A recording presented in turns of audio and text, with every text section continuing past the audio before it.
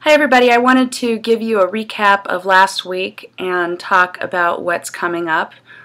Specifically for the Scoop It assignments, you don't need to create another topic for each week. Once you create your account, that is where you'll curate the rest of the items for the rest of the course.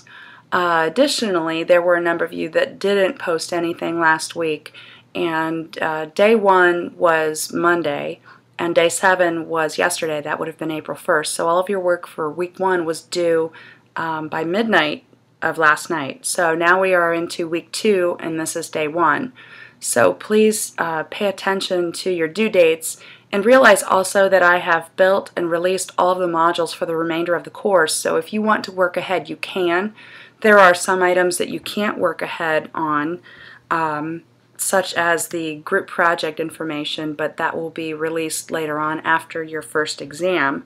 And your first exam will cover chapters 1 through 4, and that occurs during week 5. So the practice quizzes that you're taking now, the grading period for those ends on the 7th day of that week, but you're able to take those quizzes as many times as you want. It's just you won't get any higher grade than you had already gotten after the week is over. So if you didn't take it at all, then that's a 0. That's going to stay a 0 regardless of how many times you take it after the due date. However, it's a good study tool. So more information also will be released on the exam for week 5. For now, though, I'd like to point out that under course logistics, you will see a folder that is entitled Discussion Board Information. The model discussion board response should give you some ideas of what a good response, a well-written response, looks like, as well as the rubric, which provides information that's important about how many times you need to post, what that all counts for. So essentially, you should be out there by Wednesday or Thursday at the very latest with your initial posting to start a discussion. And can you imagine if everybody waited until Sunday night of each week to post, there would be nothing to discuss, and therefore you couldn't respond to at least 3 people on 3 different days. So if I need to put in a mechanism that mandates everybody post by Wednesday of each week, I'll do that. I would really rather that you regulate your own work and manage your own time. But if I need to do that, I'll know that by week 3. So if you didn't receive full credit for your postings, you can go into your grades and take a look at the comments that I left. And the comments are designed to help you improve on what it is that you're supposed to be doing.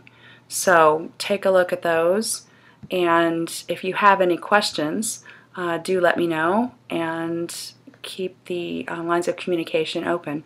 One last thing, speaking of communication, GroupMe. There have been a lot of questions about GroupMe. It served as a good icebreaker for the class, and you would be able to use this tool during your group projects if you so desired. It was another means of communication that I thought I would put out there. Additionally, when you go into your home page, you're going to see this area that says I'm offline. This is my Skype indicator. I will have office hours, virtual office hours that I'll announce to let you know when I'll be online for your class specifically. So if you have questions, that time is set aside for you specifically, so I would invite you to use that.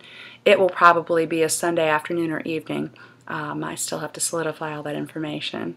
So in the meanwhile, if you have questions, please don't hesitate to contact me, and if you need explanations as to why your grade was whatever it was, please don't hesitate to contact me after you've looked at your grade book and the feedback that I've given to you. Thank you, and good luck, and enjoy week 2.